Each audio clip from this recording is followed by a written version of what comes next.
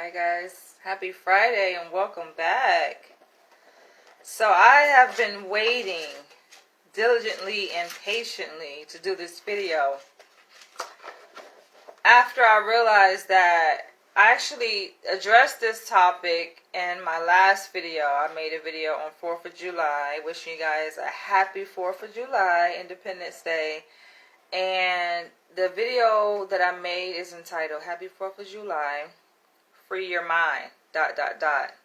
You guys can fill in the blanks. So I actually address what I'm going to say here in that video. But after going back and watching it, I realized that, YouTube chopped my video up. So the video appears to be clear on Facebook, but YouTube had a whole other situation going on.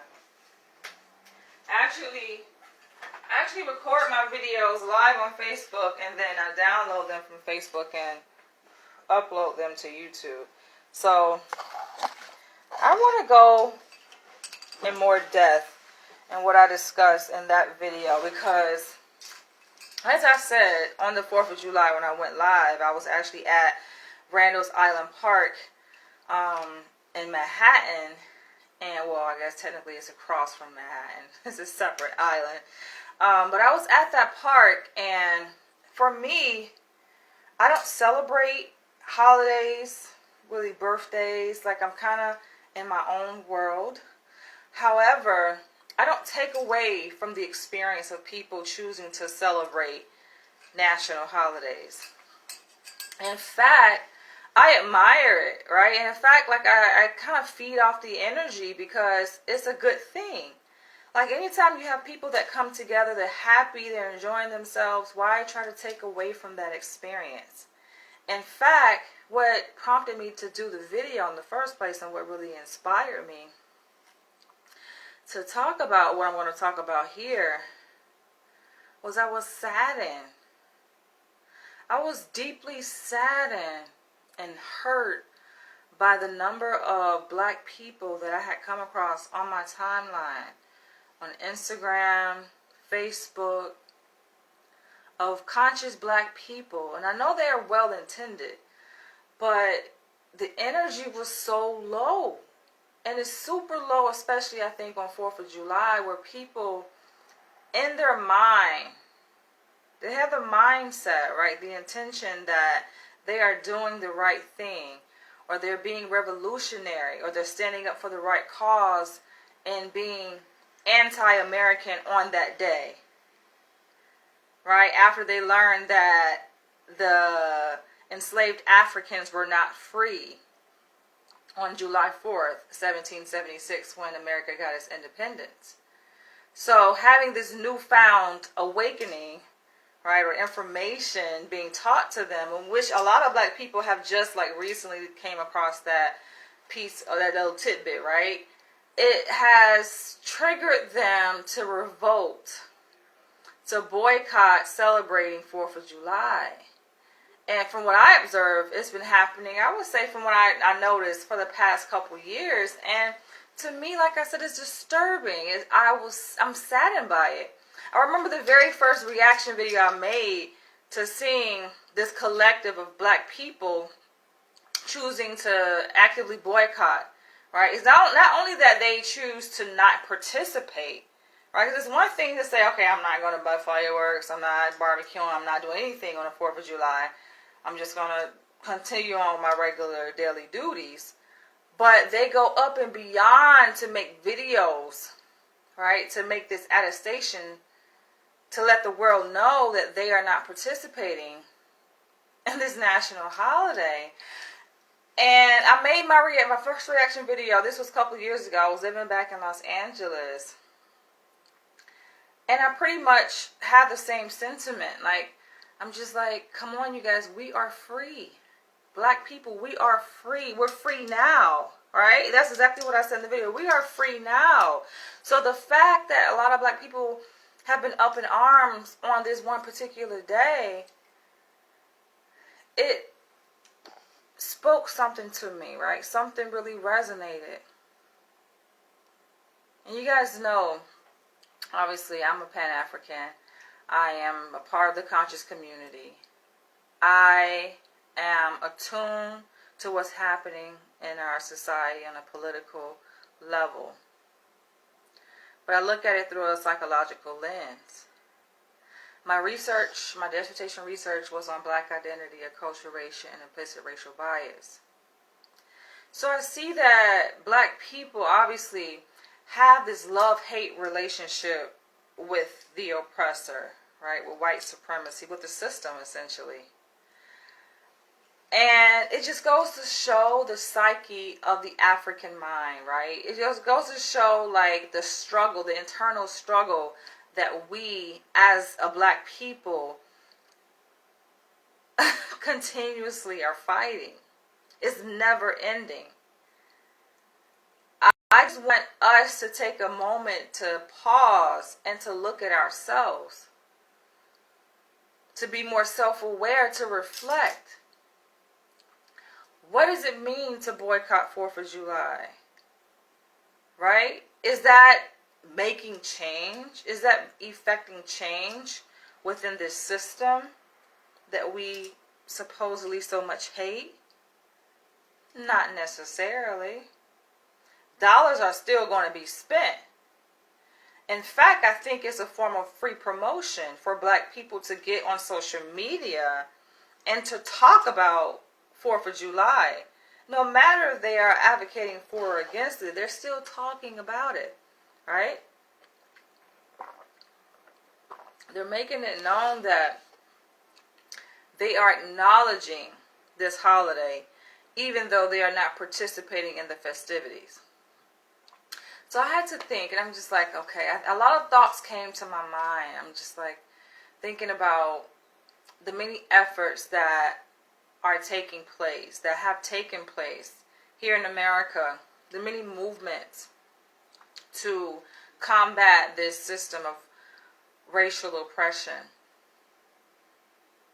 And I'm looking at the Pan-African movement, right? And I definitely stand by the premise of it, right? It's to bring us together. It's to first and foremost remind us of who we are and where we come from. Knowing our true identity, right? Never letting that slip away from us, because that's ever so important. And knowing who you are reflects upon how you treat yourself, how you navigate the world, how you respond to things that happen to you, so to speak. It goes a long way in knowing who you are. So I side with Pan-Africanism for that very purpose. It's a spirit. It's a spiritual attunement that you have, right? It's a level of awakening on a deep spiritual level that a person goes through in identifying with their true heritage, their true African heritage, their roots, right? And embracing that. So I definitely stand with the Pan-African movement. But I'm also saddened to see how a lot of people have taken advantage of our own oppression. And they capitalize on it, right? It's like capitalism is in our nature. And the very demon of a system that we're fighting against, a lot of people fall victim to. They mirror that. They become the mirror to that system. Not even realizing that, you have become the oppressor. These Pan-African leaders have become the oppressor. Thanks for the support. Thanks for the likes. Of course, I'm influenced by Dr. Umar Johnson. It goes without saying for you guys who really truly follow my channel and my videos. Of course, I support him. But we have to take a look at ourselves to see what's happening, right? To see the evolution. Although a person may have an intent to start off on a mission, right? And they're well intended to effect change. You can see the progression, right? Almost like you can see how They start out with this idea in mind, but over time, you know, a lot of factors contribute to this. A lot of factors play into how people end up changing. And you see, like, okay, well, what happened? What happened to the mission? Right? I thought you were set out to do this, but yet, and still, you're more focused on this. Like, what is happening? Right?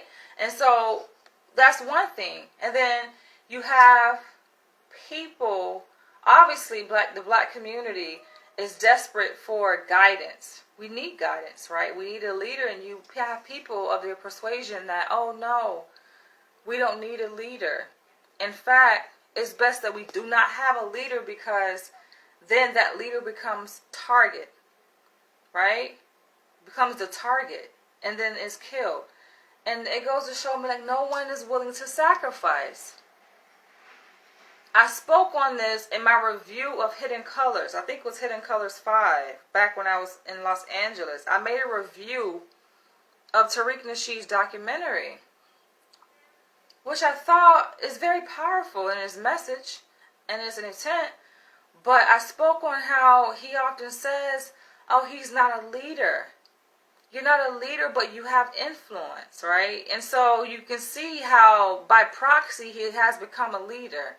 He has really no choice. And he's seeing himself in that leadership role. But initially he was like, oh no, I'm not the leader of any movement, right? Of course he has a family that he has to protect. So I'm going to get into the 3 keys to black liberation, but I have to set this foundation first. In my observation of what I've noticed, what I've seen within the black community and happening to the black community.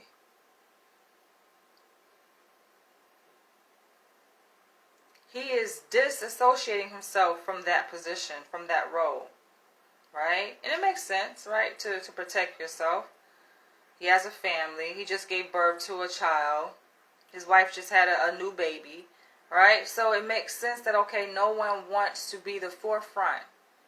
But it goes to show, like, if we are really, like, he talks the talk, right? A lot of people talk the talk, and if you really want to talk the talk, but your actions are not aligned with that. Now, of course, there's ways to move, and you can move in silence, and you can move in disguise to pretend as if, okay, you're going to just be this YouTube vlogger or this documentarian, but you're not really going to be actively involved in leading the black people. I mean, they know what you're doing. They see who you are. They see right through who you are. So to fake as if, oh no, I'm not leading anything, I'm not stepping into that territory, it's too late. You've already crossed over that line. You've already stepped into that territory. Then you have people who proudly say that they are a leader, right? Almost in an arrogant sense, narcissistic sense, but they don't represent the black community that well. They don't live up to that title. They don't deserve to carry that title. I've spoken on this. If you're going to say that you are a leader, especially a Pan-African leader, then you need to be a good representation of that, what you talk about. It starts with the family. It starts with self. So in going into the 3 keys to black liberation, we have to take a look first and foremost at ourselves. That's the first key. Take an honest look at your mind. Free your mind, as my video title says, that I made on 4th of July, and the rest will follow. And seeing how many black people decided to boycott 4th of July, and to read the sentiments, to read their statements, right, which is a reflection of their mind and their developmental state within their own black identity. It revealed so much. It goes to show how stagnant black people are. Some, not all. But it goes to show you the mindset, developmentally, where they are, where we are, right? And that's why I become saddened, because it's like black people have become paralyzed. We are stuck. We can't move forward. Now, I think this is where the confusion comes and the debates come, right? Because when we talk about moving forward and we use certain terminology, a lot can be misinterpreted, right? So when you hear the phrase move forward, it's almost as if you're leaving the past behind, right? Or you're forgetting about the past, some will even venture to say. No, you don't forget the past, but you recognize where you stand psychologically. Where is your mind psychologically? You're fixated in a certain point in time that you cannot get out of. There's something psychologically crippling about that. That's problematic, to be stuck in a time period that, yes, we once lived. Yes, we were once physically enslaved, in chains. But reading a lot of the posts that I've come across, people sharing the sentiment of boycotting 4th of July and saying, oh, we were not free on July 4th, 1776, so I'm not participating. I'm like, but you have American citizenship now. You have not renounced your citizenship. You are an American. You're living here, and you don't have plans on leaving. So do you see where the confusion, do you see where the cognitive dissonance lies within the mind, the psyche of black people? I'm not pointing fingers at black people. I'm just lifting the curtain. I'm opening the veil, right? Like, you can see the psychological dysfunction, the struggle, the internal struggle that we're going through. It's within, I say internal, it's within ourselves. So it's not even with society anymore. We're not fighting against society. We're fighting within. We're in society. We live here, but we're fighting. This struggle is within ourselves. This is a battle, an ongoing daily battle that black people are facing, and it's sad. How can you live in a country? How can you work essentially for a country? You're paying into the American system with your hard work, your blood, sweat, and tears. You get up every morning and you get dressed and you go to work. You break your sleep. Your sleep is broken every single morning. And you contribute to a system, the American system. You pay tax dollars. But yet you say you're not celebrating being an American, essentially, right? That's a sad reality. You think about it. It's like, I get it. We want control over our own lives, over our own sense of freedom. So we acknowledge that we were not, or some of us anyway, were not free on that historical date. And this is when we were free, Juneteenth. So that's what we're going to celebrate. We pick and choose what we want to partake in and participate in, as if we're causing harm to white people, to the oppressor. It's like that's our way of being back, right? Or making our voice be heard. Who's listening, though? Who's listening? Who really cares? Right? I'm trying to figure out what is the point. And you have, even I think Dr. Umar Johnson made a statement about that, to say, what is the 4th of July to a slave? I'm like, bingo!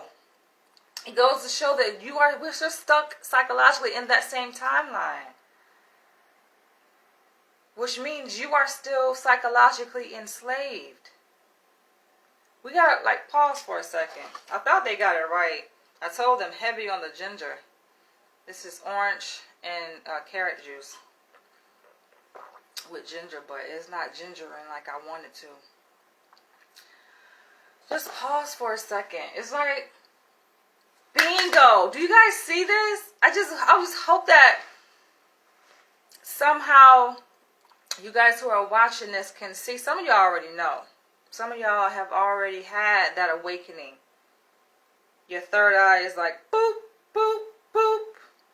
It's there. And you already hip to it. You already see what's happening. And so therefore, You are not partaking in this whole narrative. This is a game. Racism is truly a game, y'all. You see what happens, like a cause and effect relationship, right? And that's how we stay stuck, and that's how they keep our minds. You have to know how psychological programming works. When you understand psychological programming, conditioning, then boom, there's your answer right there to Black liberation. But as I said, the first key is freeing your mind. Taking a look at your mind, first of all. Where are you psychologically? If you can identify with the type of person in which I describe, who think that you're doing such a justice to your race, to America, by choosing to boycott. Like, I feel like, okay, if you feel like you're on that path, right, to unplugging, let's say, so to speak, from the matrix or the system, then okay, you're on that journey. But no, what I see is Black people choosing to revolt, choosing to not participate in the 4th of July. And granted, yes, today is July 8th, right? So 4th of July, has already passed. And like I said, I want to do this video sooner, right, to kind of recap what I already talked about in my 4th of July video, because I actually was out and about at the park, so it was kind of noisy. The video was a bit choppy. But I mentioned this, right, and I was sparked. The energy within me was sparked to address this. And now I finally have the time to really dig deep into it. But to see how developmentally and psychologically regressed that we are as a people, and it works, who does it benefit though? Who does it benefit for Black people to be in this mind state of feeling inferior, right? To claim the status of being a minority, to still be psychologically enslaved, to be triggered, right? Every time there is a mass publicized event of a police shooting, right, or injustice being done to Black people, that in and of itself sets us back. It's a trigger. That's psychological trauma.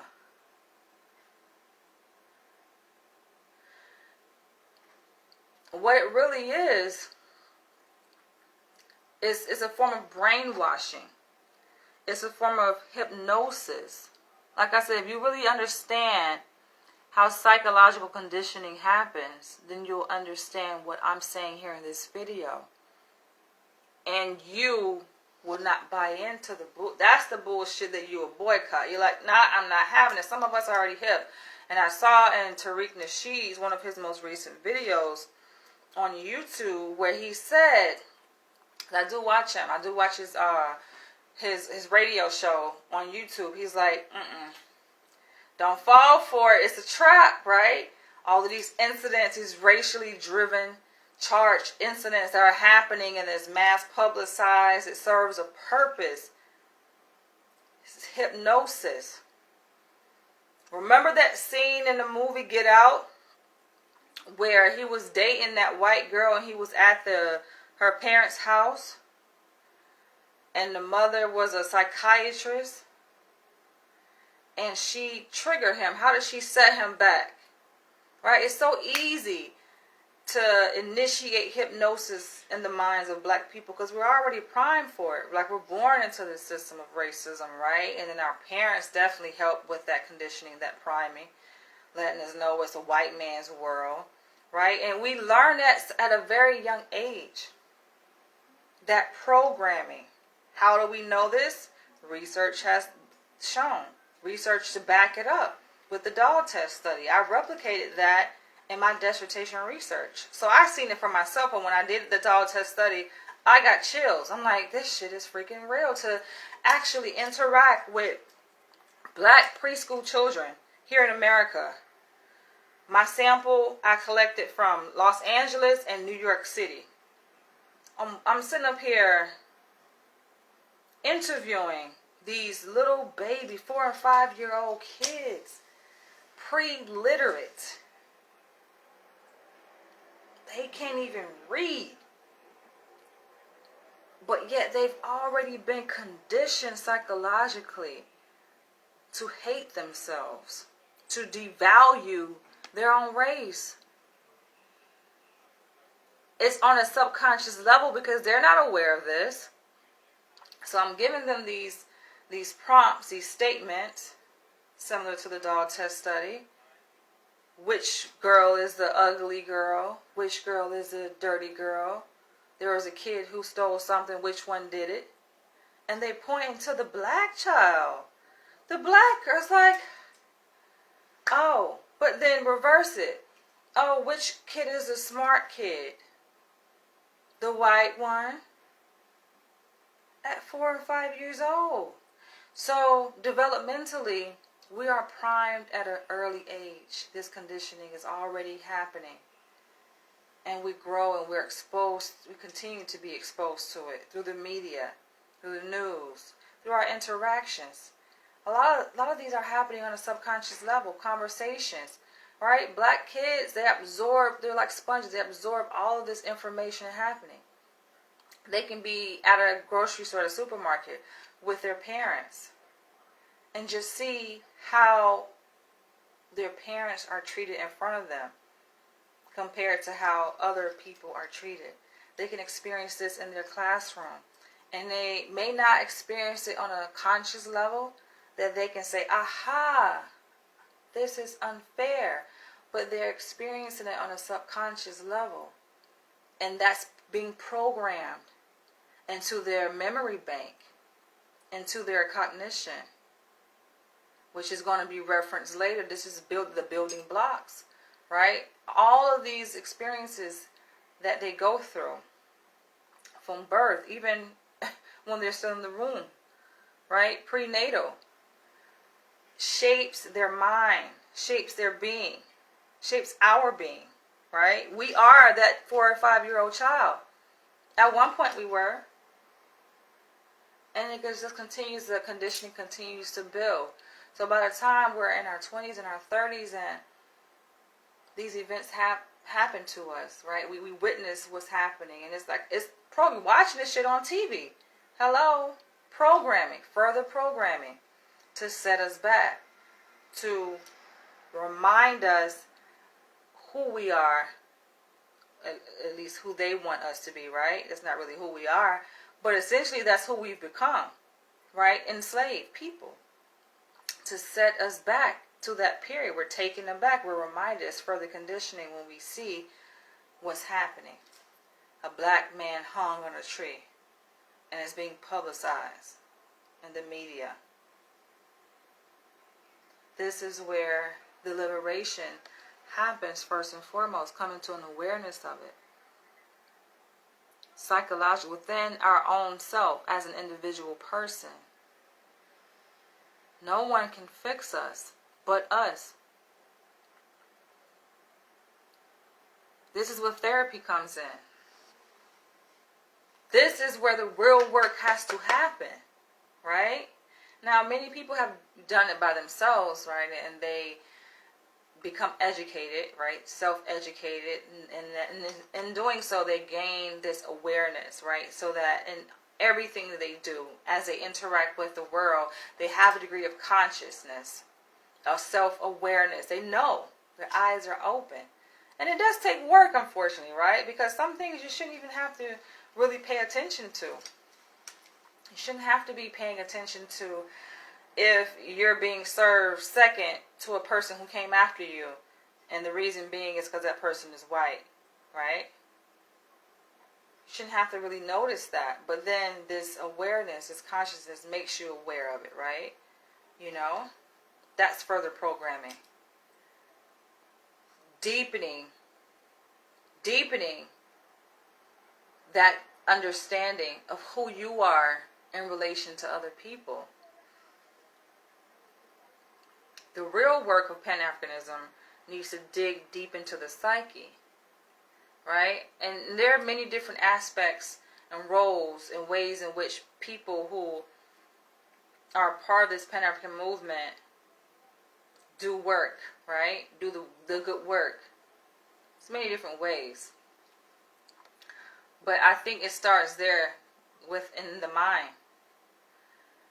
And as an adult, once you become aware, then of course if you have children, there's more work to be done.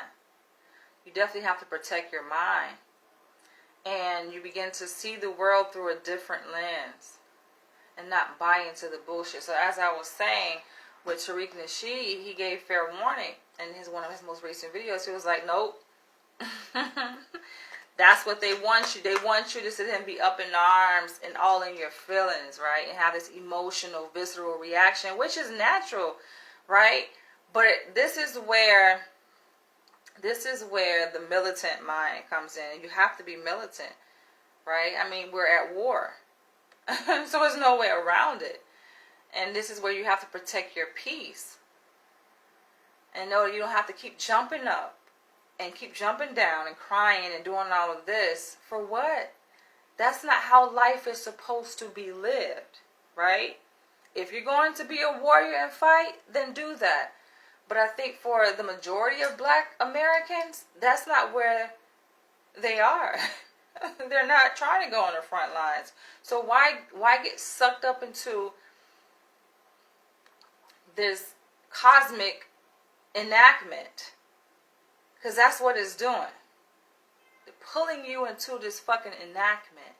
Setting you back in history to the 1600s, the 1500s, 1700s.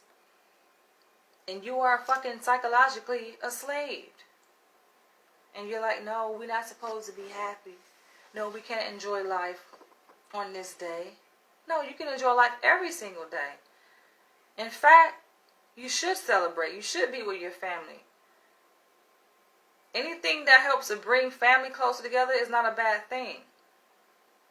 Right? So to say that you don't want any parts of 4th of July, it's insidious. And if you're going, like I said, if you're going to go that route, then go all the way. That's what you need to go all the way. But even in that point, in going all the way, right, to truly unplug from the matrix, which is damn near impossible. It can be done, and I've seen tribes of people do it, but technically, it's impossible. Why? Because look at our lifeline. What are we using right now? A cell phone. That's really the first step to unplugging from the matrix, right? From the system. So I've developed a more practical approach, and I embody this approach, and I've shared this before, how sometimes you have to just come to an acceptance of what is, right? And seeing that even our own perspective and even our own lens that we have become so sure of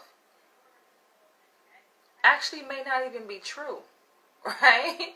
Like we see the world through this racial lens, and then living life like that definitely takes a toll, right? So I can see how some people detach themselves from that reality and they look at the world, experience the world through a different lens because they are protecting their sanity. They're protecting their peace, their livelihood, their survival, essentially.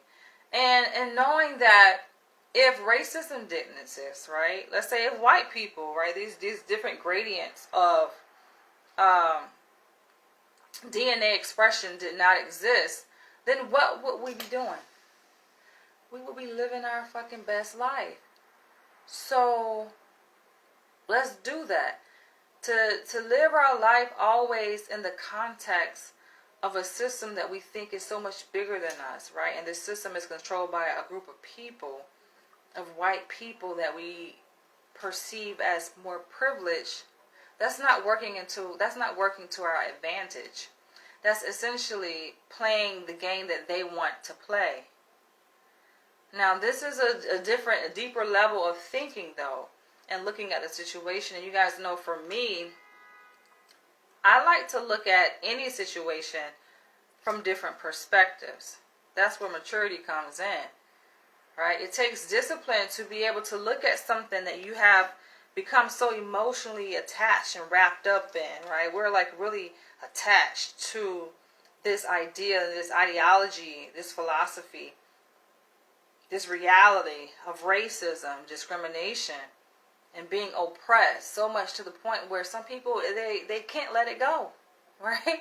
They carry that oppression with them every single place that they go. They're bound, like I said, to this timeline of being a slave. That's the only identity that they know. That's an awful way to be. How I know that you're still a slave, yeah, it's so ever clear. Because it's like, okay, I'm looking at my timeline. You have people that are literally taken out of themselves, right? It's like, yo, they're not being who they should be. They are very disgruntled people, angry, bitter people, right? So I'm sitting in my place. This was 4th of July. I'm sitting in my place, scrolling through my timeline and looking at all these conscious people who are so bitter and angry and out of themselves. And then I go outside. I'm taking a walk. I'm walking along the East River, headed to Randall's Island Park, and I'm like, all these smiling faces. Do y'all see this bullshit? And if you could just take yourself out of it and look at it through an observer lens, y'all. Objective lens. It's just like, hold the fuck up, y'all. You're playing into a system that you're complaining about, but yet you are an active participant of it. And they're winning and you're losing. You will always continue to lose unless you do something different. And you have to, like I say, it starts with the mind, first and foremost. That's the first key. But I'm like, hold up, this is a fucking setup. You see the juxtaposition, it's just like, that's what they want. And that's what they got. And y'all are feeding into it. And that's not how shit's supposed to be. So rewind for a second. Change your perspective. And then you too can also be having a smiling face. Like I say, not to say that you got to go out there and barbecue and wear red, white, and blue colors and all of that. But live your life. You should not, like any time, any second. And you have black people that spend a whole day, they're boycotting, but in their boycott, they're frustrated. I saw the post. They're bitter. They're not happy. They're not celebrating. They're not enjoying themselves.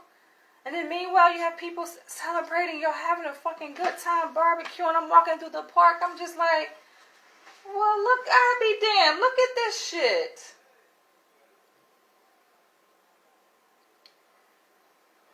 How can we thrive as a people if we're constantly fighting this internal battle?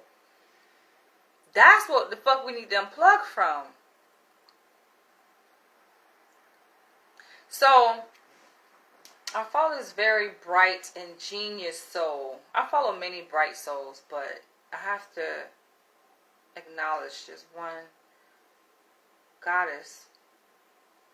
Her name is Nicole Ray. I like her because she spells it out so clear. Makes it so evident. She's like, I'm not buying into this shit, yo. Right? And she has certain terminology, which she speaks on timelines and how people become bound, like, to these different timelines, these points in history. And you can't get out of it. And she does definitely deep shamanic work, right? Like, she's really deep into it. Like, she pretty much on an exorcism level, like, can really extract this. This is really a curse. You think about it, you know, it's something that is so deeply fucking woven into the DNA, on a molecular level, on the cellular level, yo, so deeply embedded into who we are, that it's going to take that kind of deep spiritual work to exorcise, right? Christians would say demons out of people, you know?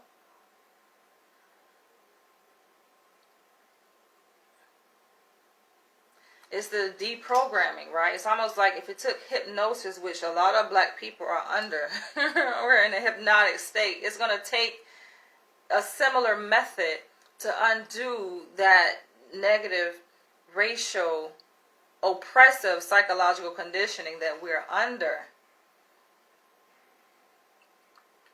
And have to take a step back and like, wait a minute, none of this shit is real, and everything that I thought was really true is not.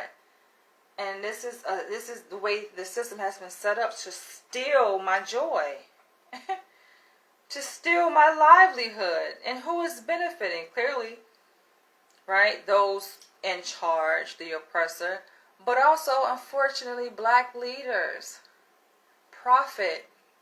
we profit off of our own oppression. Black leaders have become so sophisticated.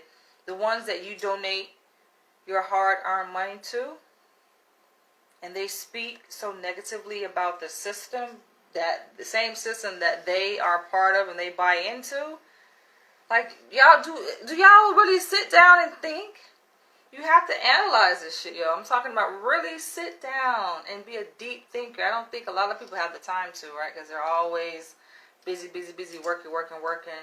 They always have other people around them, so you're always surrounded by busyness and other people's energy. It's difficult to think.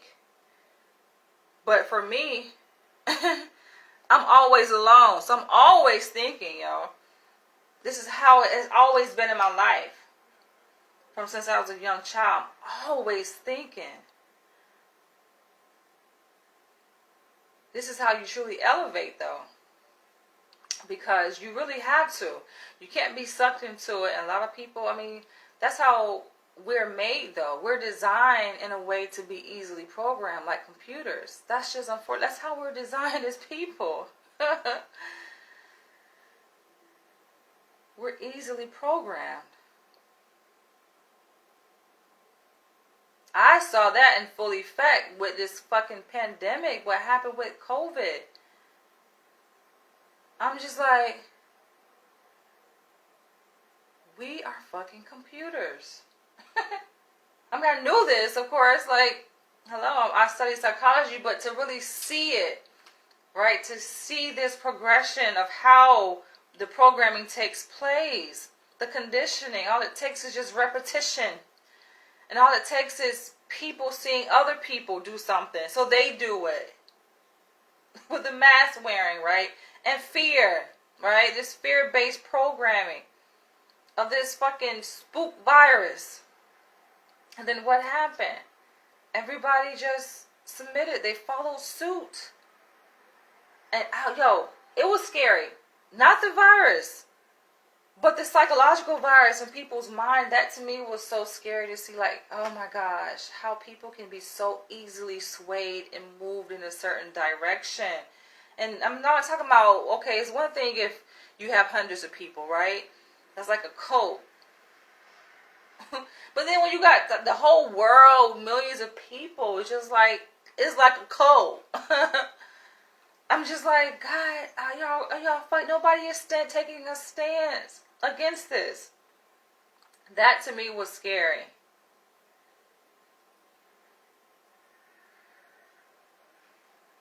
So take race out of it. Everybody is fucking enslaved, right? Everybody is a slave to the system. Are you free? Or do you truly have free will? No. Do you?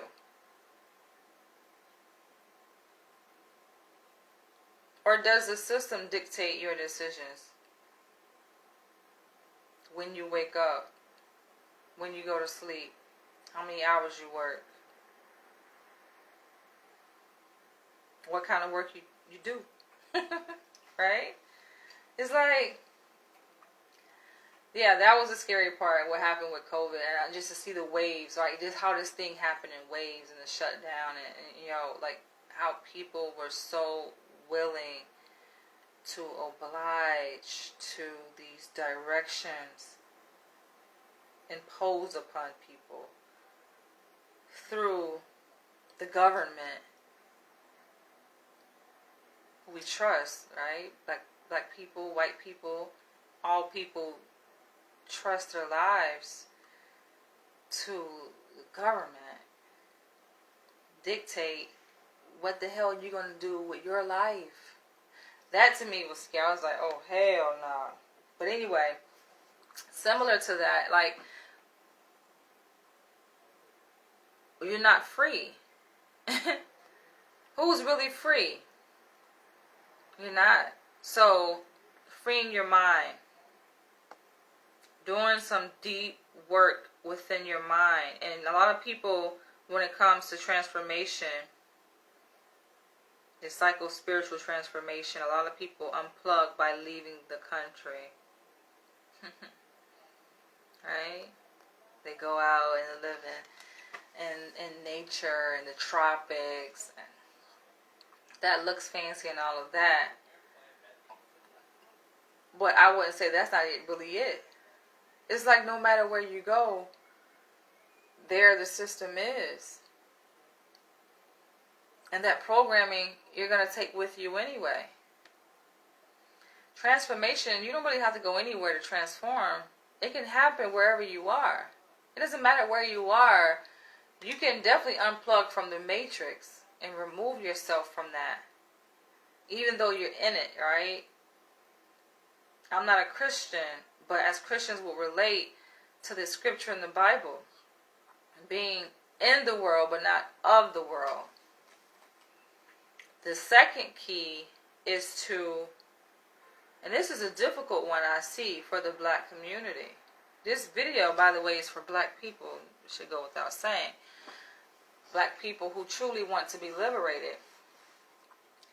But the second key is family, right? It's like once you work on yourself, then you're going to attract the right energies. And to really uphold. Now this should go without saying, because it's just like, do you really have to be taught the importance of building family? Your own family. Black people. Going back to the example I gave earlier regarding Pan-African leaders, and the obvious one comes to mind, Dr. Umar Johnson, and you advocating for building community, building up the black community, but it's a contradiction. It's like a hypocrisy. Where's your family, right? There's no commitment to each other, which reflects upon our own psychological individual dysfunctions that we're struggling with. Going back to the number one key, right? Like, and I'm not fucking excluded from this. We all have our issues, but we have to definitely take an honest look within ourselves and do that work within ourselves. And ask yourself, why can't black men and black women love each other? Why can't we create happy families? And of course, a lot of black people are doing the damn thing and doing it successfully. Coming together. Right? We have examples. But then, seeing how you have people who proclaim to be leaders, but they're really agents. And of course, yes, they started out one way, but boom, boom, boom, boom, boom, all these things happen, and then they end up over here. And it's just like, wait a minute, or perhaps that's who they already were. The veil has been lifted, essentially. And we see them for who they really are, beneath who they proclaim to be. I've said this before, that I don't see Dr. Umar Johnson being a threat to the dominant system or structure. I don't see him being a threat, right? Now, he has certain ideologies, and he's spoken these plans that he has, and very, like, massive, very, well, I would say it's well intended, right? If it could really be carried out. But the fact that he spoke it before he actually enacted upon it, it's unfortunate, but I don't think it's going to be carried out by his own hands. Or essentially in his lifetime. And he has faced so much ridicule, so much attacks, that I think at this point where he's at, it's much easier for him to fold than to continue fighting.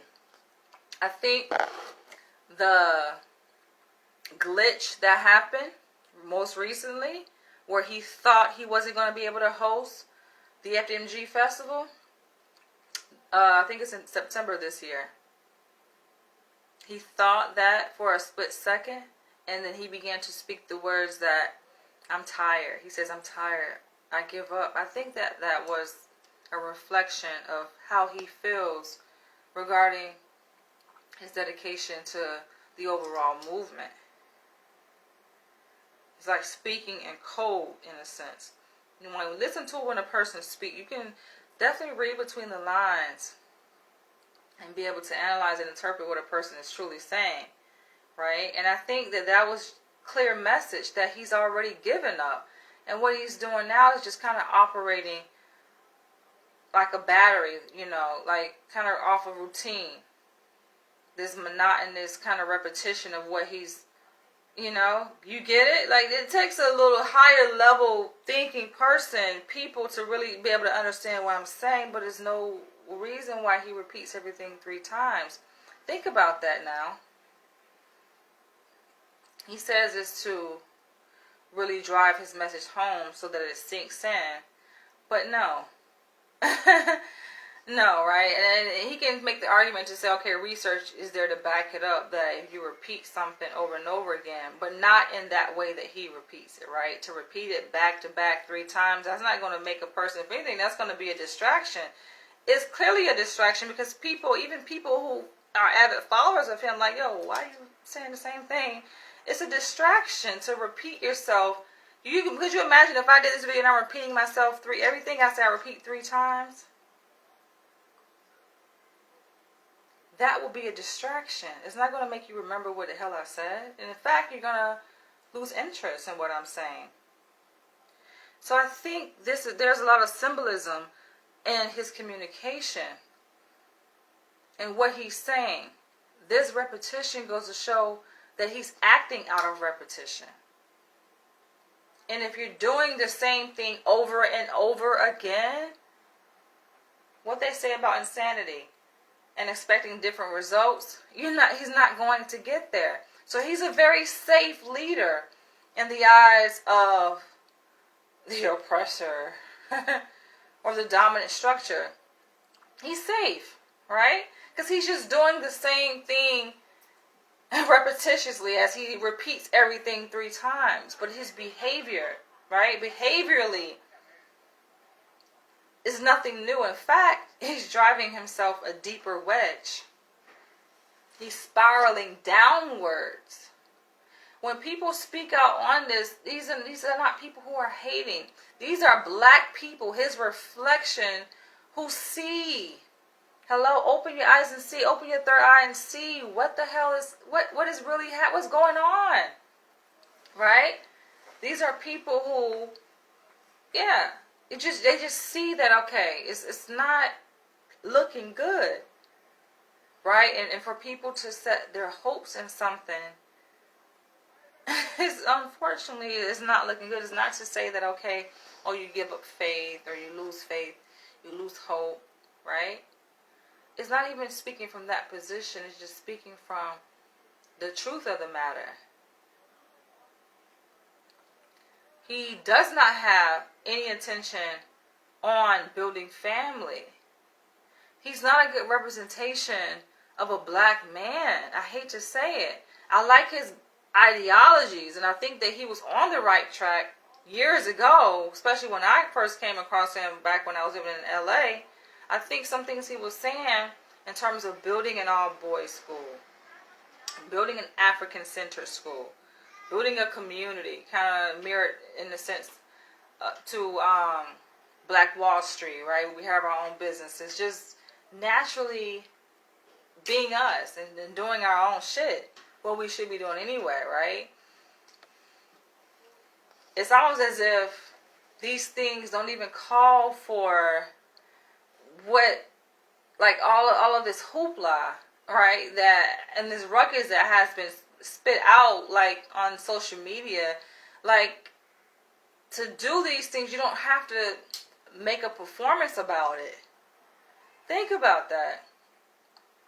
This is just going out and just doing it. But to make a whole show, it makes you question, what a person truly is about. Because if that's what you're about, you go out and you do it, right? I mean, just look at people who've done it, no matter their race. Whether they want to open grocery stores or open a hospital, build a clinic, like you just go out and you do it, and you don't. It takes so much time and effort that you don't really have time to be getting on social media, really defaming your own character, getting into debates and going back and forth and getting into this social media beefs. Like a person who is truly about business. And you see, there are a lot of successful black business leaders. We're talking about people who own acres and have built communities, right? And built institutions. Like, they don't really have much of a social media presence because that is their presence. Their presence is really actively out there doing that groundwork. Their foot is on the ground and they're doing it. You don't really have time to be out there. And I think it's kind of ironic that he talks against, the YouTube gang and these YouTubers who are out here just making videos when essentially he's talking about himself. That's what he does. I found it like, look at the kettle, right? Or look at the pot calling the kettle black. It's just like, isn't that ironic though? So, I think that a lot of black men, unfortunately, have fallen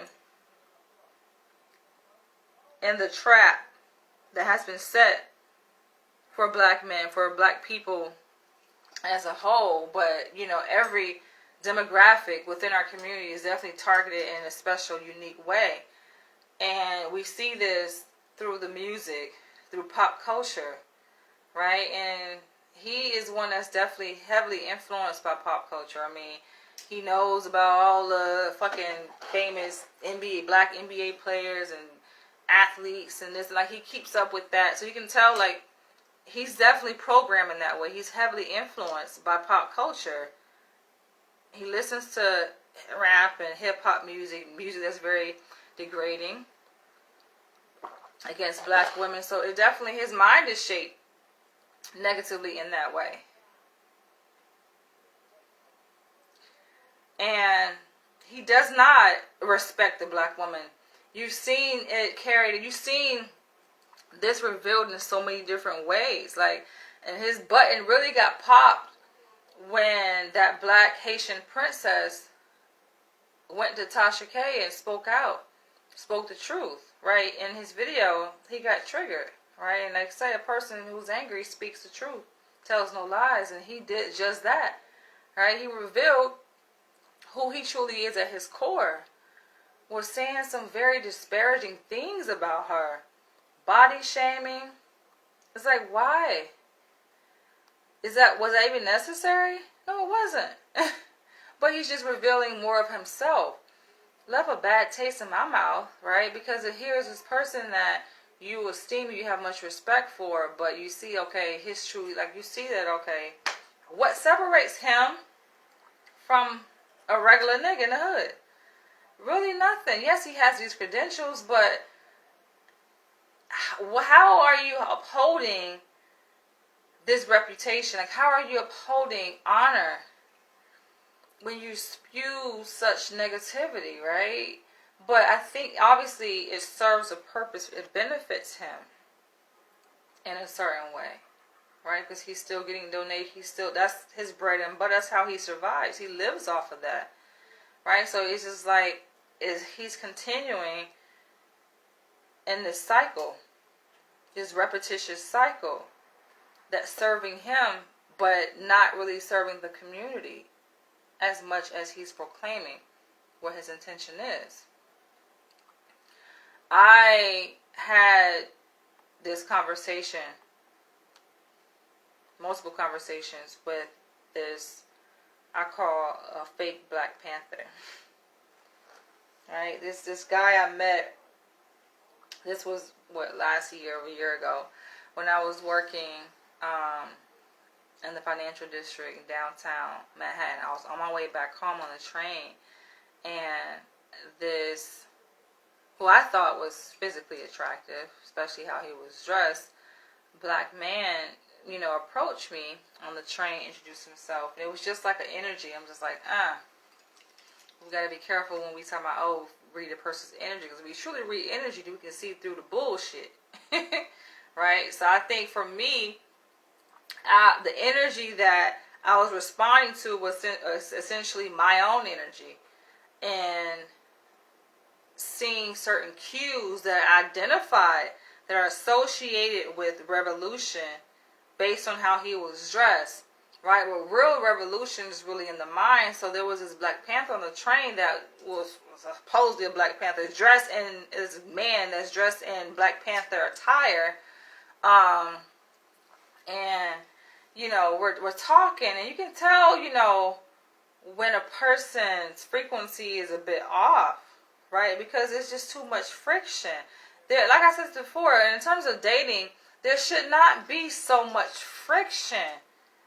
Where does the friction come from? In the beginning stages. All this, why the friction? But that's very telling too, though.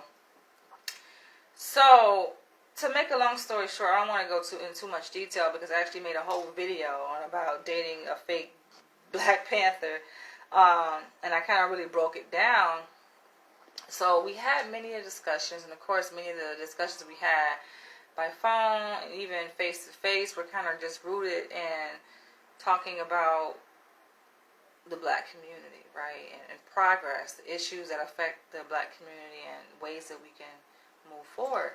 And so in discussing solutions, of course everybody has their own perspective on how this issue can be fixed. And for him, I think it was just more a show. Like, some people just like to appear a certain way and wear certain clothing, but they're really not about that life. He would be out, like I said, we would be out, went to a few museums, and we got the museum, and he just like going out his way to try to start shit with white people, right? So he's like, watch this, and he's just like standing in a certain place and a position to get a reaction of white people. Like, what does that do? Right? That does nothing. How does that affect change, right? How is that helping us?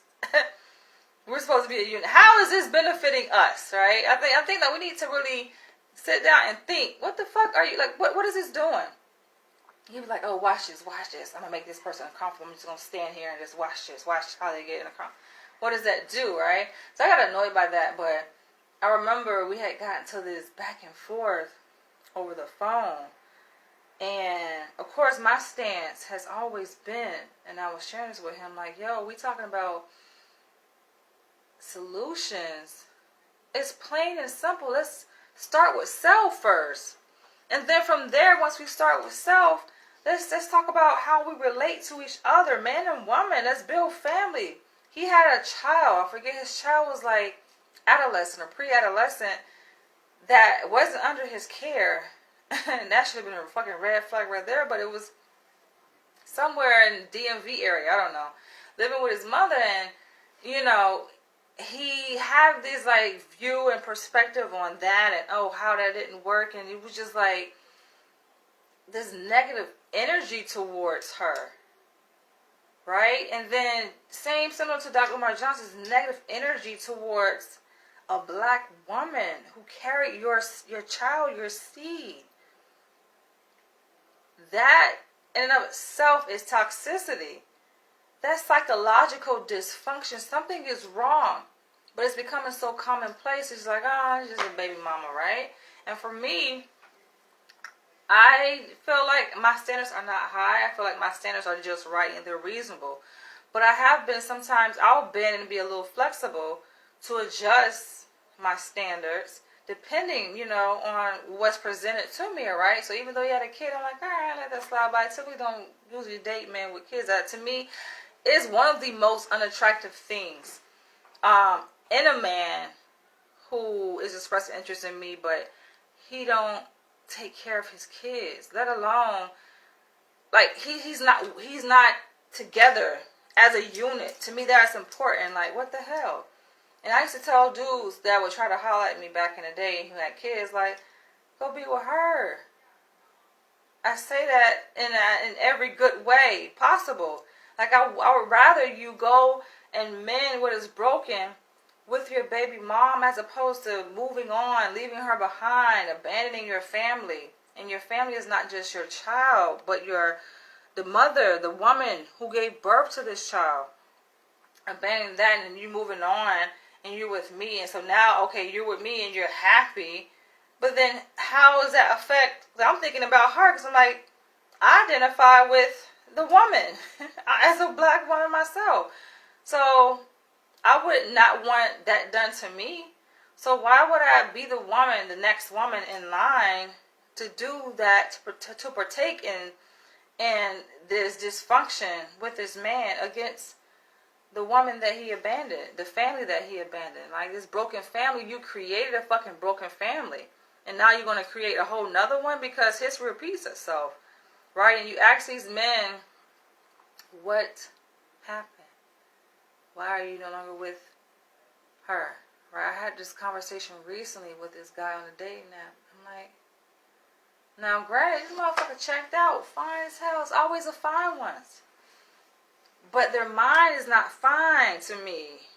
I don't give a fuck how fine you are. You can be well established financially, all of that, but your mind, yo, it's the mind for me. And so he's like, it didn't work. And I'm like, why? Clearly it didn't work. Why didn't it work? And he basically said, oh, it was like irreconcilable differences. I'm like, okay, what was the differences? And he began to talk about the non-negotiables. I actually had to put those words in his mouth. Like, he didn't even have the words to even articulate, to formulate a conceptualization of why he's no longer with the mother of his child. And his child was 2 years old, right? So this is a guy that I was talking to on a dating app recently. We didn't meet in person, right? Because I weed him out. I'm like, I gotta see, like, okay, what the mind looking like, right? You can be sexy all motherfucking day, but if your mind not sexy, you ugly as shit to me. And so he's like, yeah. So I'm pretty much having to formulate this and trying to help him think through why it didn't work out. Because I already know that any question I ask, I already know the answer to. I do this for a living, yo. I work with people. I study people, family, systems. This is who I am. And so I just need for him to be able to have this insightful, self-aware conversation to demonstrate where he is developmentally. Right? I test men in that way, and they fail every single time. They can never measure up. I know the answer to my own question. I can tell you why it didn't work. But I need you to articulate that. Couldn't put it in words. You don't have insight, right? People are not insightful. They don't take time to reflect. They don't have the maturity, let alone discipline, to look at themselves. So it's always attributing blame. So he goes, his response, oh, you don't know a person till you live with them. Okay, that statement is true, but there are some implications, right, within that statement. In so many words, you're attributing blame. You don't know a person till you know them. Okay, so y'all moved in and you learned some things about her. Was it that bad? Was it that intolerable? Was it that intolerable of your so-called non-negotiables? I had to put that word in his mouth, the non-negotiables, right? And usually that's what leads to a breakup, the excuse that people give. You don't want to tolerate certain things. So I don't know a person till I know them. You saw certain parts of her. Then what? But this is the mother of your child. So I say that outweighed your commitment and dedication to your morals of building a family. This excuse that you're making, this intolerable, right? Your inability to tolerate whatever non-negotiables that you had. You mean to tell me that outweighed your dedication, your commitment to you? I mean, you value family, right? Which I asked him, like, okay, you're talking about you value family, because I ain't talking to no man who don't value. You claim you value family, but so what went wrong, right? I'm like, there are men, I've seen working examples of men who have successful families, right? They don't abandon ship. Of course it gets hard. In fact, one of the most stressful times in a couple relationship is when a baby comes. Yes. We're talking about a whole being, a whole life force being birthed, being poured through a woman. A whole being. You create a family here. Of course it's going to be stressful. Of course there's so many changes, and you have men who are ignorant. First of all, they don't know themselves, let alone being able to understand all these biological, psychological changes that a woman is going through during pregnancy. Let alone when she passes the baby through that portal. There's so many hormonal changes. So it takes a man who is very self-unaware and lacks understanding and is just ignorant. You're just ignorant to human beings, right? You know, and you lack compassion. Because if you had empathy and compassion, you know, that's the last thing you would want to do. If anything, because like I said, I've seen men that are there, I have working examples of men who are, my own father, first and foremost, hello. They are there. They do not abandon ship. I was born to a mother and a father. Both my mom and my dad raised me. We lived in the same household. As a family unit. Right? So people who truly value family, nothing is more important. Nothing is going to outweigh that. That dedication. Your value. The problem is people don't value. A lot of men do not value family. They value sex and intimacy with a woman. They like that. But family, they don't even know what that means. And there's no way you can preach Pan-Africanism and preach community and family all in the same breath. But yet and still, you don't have one. Where's your wife? You're not married, not now, one of your baby mamas. So do you see the contradiction in that? That's a big problem, right? So, you know, and you got black women, conscious black women, not even conscious, right? Just regular black women make that mistake. They fall in that trap. Now y'all weed the motherfuckers out. First of all, you gotta value yourself. It starts with self, right? Love yourself and be disciplined. You're falling for that okie doke. Oh, hey, beautiful. Right? Oh, hey, queen. They make you think that they own that vibrational frequency of being woke and having a degree of understanding and self-awareness. But no, they're not there. Right? It's a facade. Wolf in sheep's clothing. That's dangerous, yo. It's very dangerous to be in. And I'm asked often, oh, like, you're beautiful, you're this, you're smart, you're single. Yes. Yes, right. I just had a whole freaking debate. One of my colleagues. It was really a nice bill though. He's an older man, and he's Caribbean, big accent, very wise and wise, but I feel like still lacking insight. And I think what it is that he sees a beautiful woman, so he's trying to pull me in the direction of like, oh, be more open, right? He told me that I'm rigid. And I'm thinking in the box. I'm like, no, I know exactly what I'm doing. I'm protecting my peace.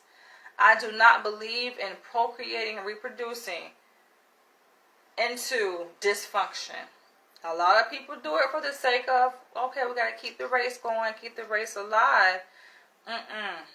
It's either going to be done right or that shit is not going to be done at all. Okay? I'm not about to fall in that trap. And I know that I'm committed.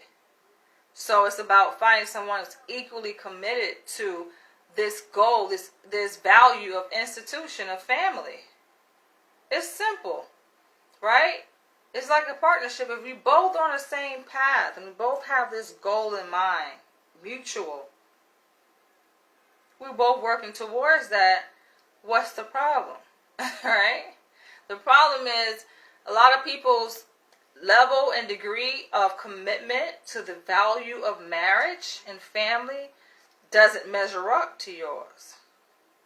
I'm not even about to waste my time playing like that, but I have my ways of testing men out to see what's going on. I have my ways of questioning. And so I'm explaining this to the guy because he's like, oh, you're single?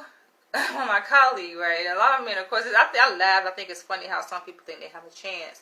I'll entertain conversations for the sake of, because clearly I like talking, right? So we're going, we're vibing, it's a lunchroom, and he's just like, yeah, trying to get an understanding of like, oh, my perspective and why I'm single. And I'm just like, yeah, a lot of men just ain't there, don't measure up. And I have my ways about me. Like, I like manly, dominant men, it should go without saying, but nowadays, because men have become more effeminate and watered down, it's like women such as myself are looked at funny when we qualify the kind of man that we're looking for, when really it's a man, a real man. But it's just like so many different gradients of manhood nowadays, because men have been watered down to, it becomes foreign. This is a foreign thing to hear a woman say that she likes a manly man, a man that takes initiative. Right? A man that pursues. This is what you truly want, then pursue and be consistent and focused on that. If that's what you want. Right? But because you can't focus, you got ADHD and you have so many different distractions, like, it's not giving the vibe of certainty and clarity and security. And for men who claim to be high value men are intelligent. So it goes without saying what makes a woman feel safe, what gives her the permission and the space to lower her defenses, let her defenses fall. Bingo, it's safety. But a lot of men, they're just not there, right? They're programmed, they're unaware, they're programmed. Right? They're just operating out of, you can tell they're not really aware, right? They're just functioning just out of repetition and saying things that they think is cool and other men say, and trying to sound gangsta, whatever the fuck they're trying to do. But it's just like, they don't know themselves, right? So that to me is very important. And I'm expressing this to my colleague where I work at the hospital, and he's just like curious, but he's just like, but it seems like, because I'm very certain, right? And I know who I am, and I know exactly the kind of man that I want, right? And because I'm so dead set on what I want, and I know exactly, it's like, oh, I'm rigid, right? It's how it's interpreted. It's like, no, it's not rigid. That's just certain. And I'm not willing to lower my standards either. So it's just the reality and what I've chosen to accept. It is what it is, but I'm always hopeful, and I'm very ambitious to know that listen, what's for me is for me, and the universe will definitely align when it's right, right? But I ain't got time to be sitting around here for what? I know that women do it just for the sake of, right? And lay up with men and have sex and get pregnant, and then boom, a life is born.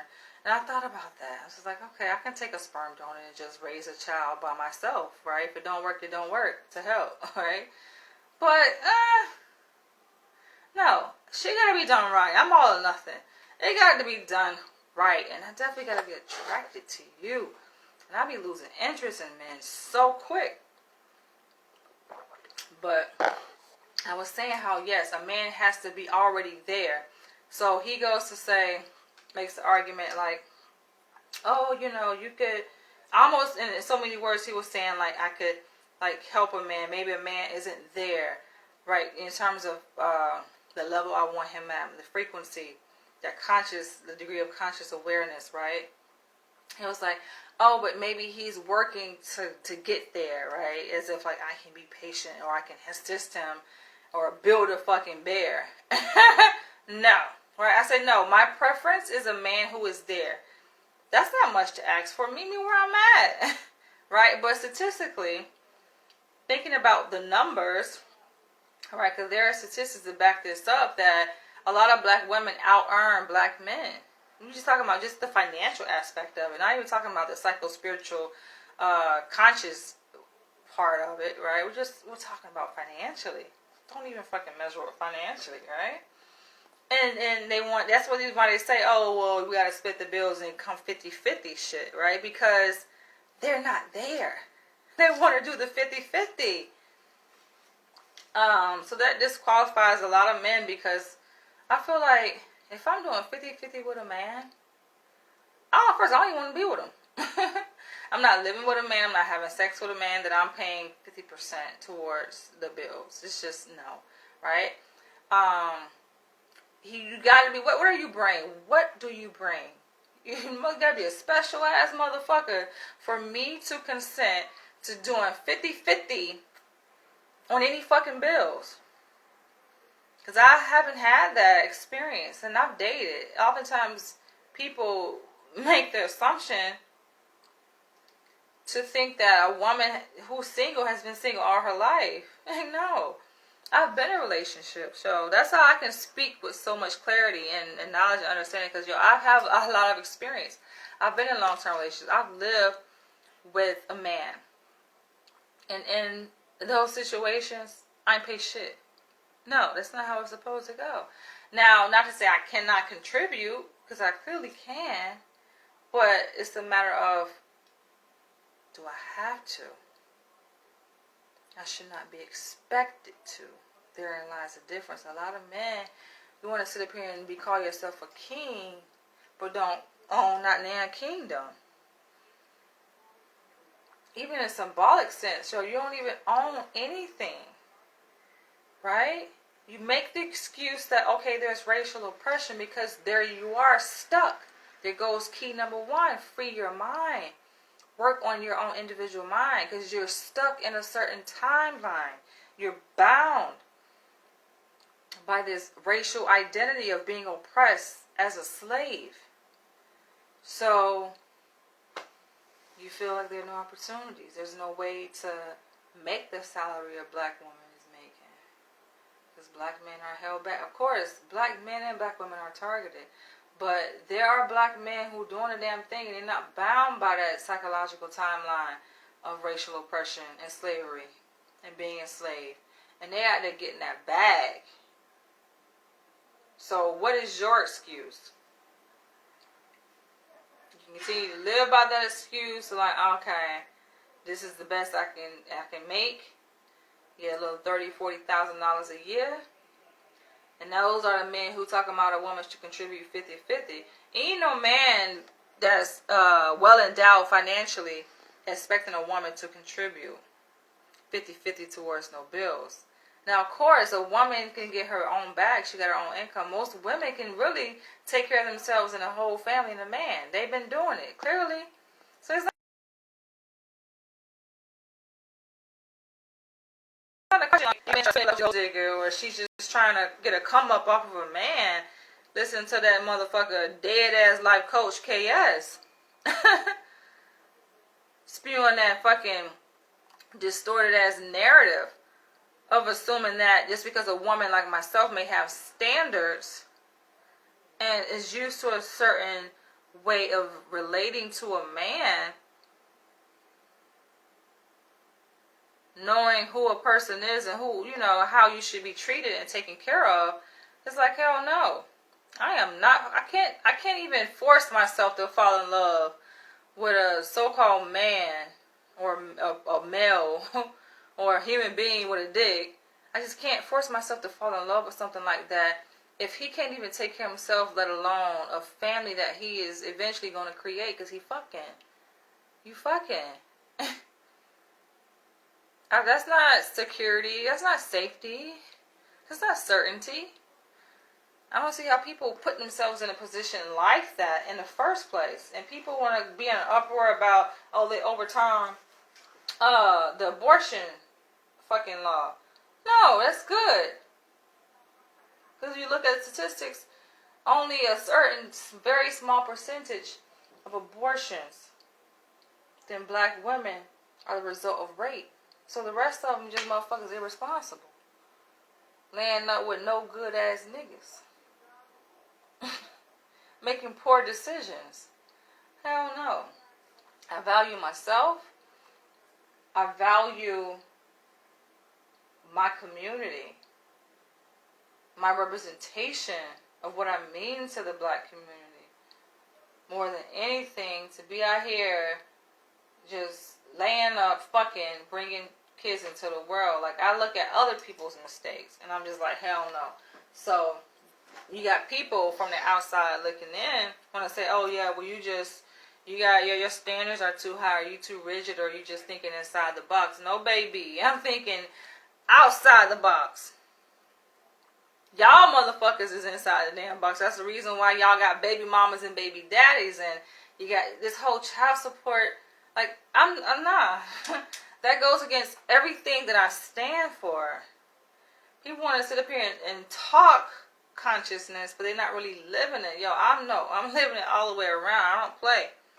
I'm not playing like that. So, yes, family, I think, is definitely the valuing family, let's say. Valuing family and building family. Having that commitment as man and woman to create family and build family and nurture like these core values in your children, in your wife, man being head of household. That's what I'm about, and I think that is a very important key to black liberation. Going back to this conversation I had with the Black Panther I dated, and how I was basically advocating for black family, and, you know, he was kind of beating around the bush, and, you know, it's clear that that's where we lack, that's where we fail. But why? Why is it so difficult for black men and women to build family and to keep family together? It seemed like at one point, certain points, you know, it was natural. It went without thinking or teaching. It was just something that we did, right? But now, perhaps there is a greater sense of a backup. I think black men often mention this, how black women have child support, right? And they can depend on welfare as a backup, kind of removing the black man from the picture. That's one way to look at it, but what women want to be on welfare? Truly, right? As her first go choice. That's her first option. It's a backup plan, but the fuck woman want to be on welfare? That ain't no goddamn plan. If men did their due diligence and did what they supposed to fucking do, a woman has no reason to rely on it will be no welfare. There's no welfare. No such thing as welfare, right? No talk of it. No consideration for it when a man is just doing what he should be doing as a man. But men don't have that example. It's like a repetitive cycle. He didn't have a father. He seen his mother work 2-3 damn jobs, busting her goddamn back. to put food on the table, raising his ass. So he think that's a prototype of what a woman should do. Are you fucking kidding me? You haven't been to actually say this shit out of their goddamn mouth. Like, you put your goddamn lips and tongue together to say some bullshit like that. But it's the truth for them. That's their reality. But no, baby, that's not how it's supposed to be. You grew up in a broken household, a dysfunctional family. Your mama wasn't supposed to be doing that, busting her ass. And the flip side of that is these same women, the prototype of his mother, is the same kind of woman that he hates. I made a video on why do black men hate their mothers. And their mother becomes this woman that they lay up with and create a whole baby with. They date their mother. Right? Because there's certain qualities about their mother they like. That's that strong black woman, single black woman. She had to be fucking combative. She had to, have a certain demeanor, right? And the same demeanor that black men often complain about, they gripe about, is the mother that raised them and the baby mama that they made a broken family with. This shit is fucking multi-layered. Where at some point you gotta fucking break the cycle. Where do you break the cycle and say, okay, wait a minute, I love my mom and all, and I wish I had a dad, right? In theory, this is what they should be saying. It comes to this realization. They should say, I know I love my mom and all, right? I wish I had a father who was there. But that's not the right way. Something went wrong. How can I be different? Some do, though. Some get to that point and they say, nah, I'm not going to be like my father was. Few, though, they can reach that point. It's a sad reality. Now, the third one is, all these are building blocks, right? So like I say, the first key starts with self. Taking a look at self. Doing some deep spiritual work. Freeing your mind. Releasing those psychological chains from your mind. The second one, family. The third is community. Aligning yourself with institutions. Black-owned, black-led institutions, right? Because we need community to keep this thing going. We need this context, this supportive network of people that's going to help reinforce, right, there's this progression that we're making as we're going through this transformation and liberating ourselves. We need community. There's no way around it, right? You need that social network. For some people, they feel they need a movement to attach themselves to, right? It's Pan-Africanism or the Moors, or the Hebrew Israelites. They need something, the Nation of Islam or Christianity. They need something to align themselves with, right? But once you start at step one and truly liberating yourself, you're not going to be aligning with institutions such as Christianity. If anything, you're going to come out of that shit because your eyes are open. But that is a progression. That doesn't happen overnight, right? This awakening takes time. Point-blank period. It's something every individual black person got to go through. So once you release those chains and those chains start falling off your mind and your body, you can feel it. Your body, it's just like you feel like a huge burden has been lifted. It's just like, wow, everything that I've been taught is wrong. Everything I've learned, everything I subscribe to, especially within Christianity, is a lie. It's a distorted truth. It's not to say certain historical events did not happen. It's how they spent it to their advantage. And you're worshiping this character, Jesus, who you think is going to come save you. How convenient. To racial oppression, how convenient is that? So yes, you're going to pull away from Christianity, pull away from certain toxic religions. anything, you're going to be more free-flowing, free spirit. That's where people say, you know what, I'm not religious, I'm spiritual. Because they're still learning, they're still searching, they're still connecting or reconnecting with the all.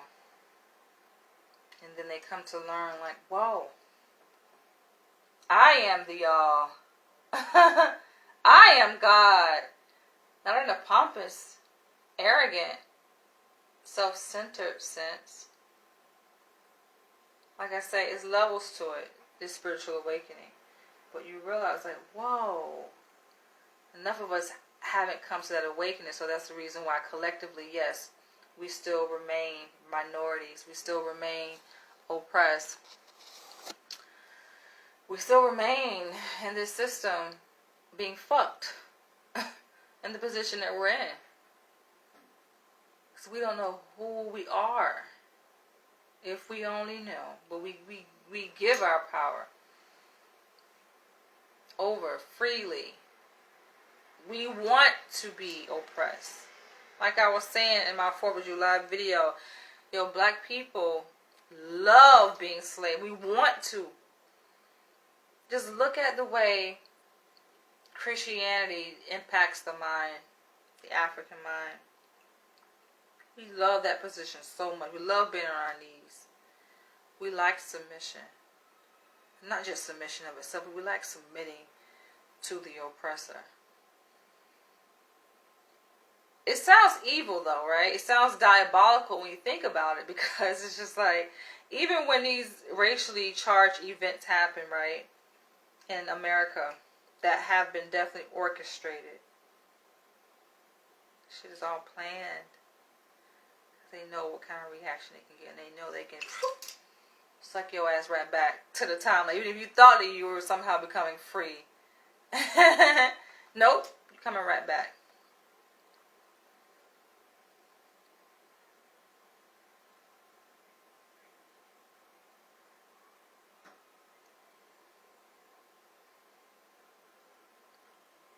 Black people like that position. Why? Because that's what's safe for them. That's what's most familiar.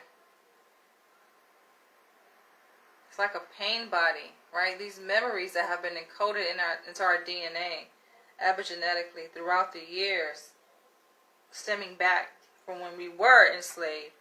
That shit is still in us. That's still part of our being. And so it is a very dysfunctional relationship that we have with the oppressor. This slave master relationship, right? It's like a fetish in a sense. It is a fetish in reality, in the real world, BDSM, right? And alternative sexual lifestyles. But even in that, and looking at the psychology in the workings of slave master, as there are some black women who get off on being dominated, owned by a white master, right? Why? It's like it's in them. It's in their blood. Same thing. It's just like black people. It's in black people to be oppressed. We don't know any other identity. So we come back to it every 4th of July. We want to be in that position. Or no, we don't want to be free. It's not that, oh, I don't want to celebrate because I'm doing my ancestors an injustice by celebrating 4th of July because they weren't free. No, we, in this present day in 2022, we are we don't want to be free. We are connecting back. This is our way of connecting to the ancestors, right? Who we are. But that's in an unhealthy way. Do you see how we are the cause of our own enslavement, continued enslavement? At some point, when are we going to break away and release those chains?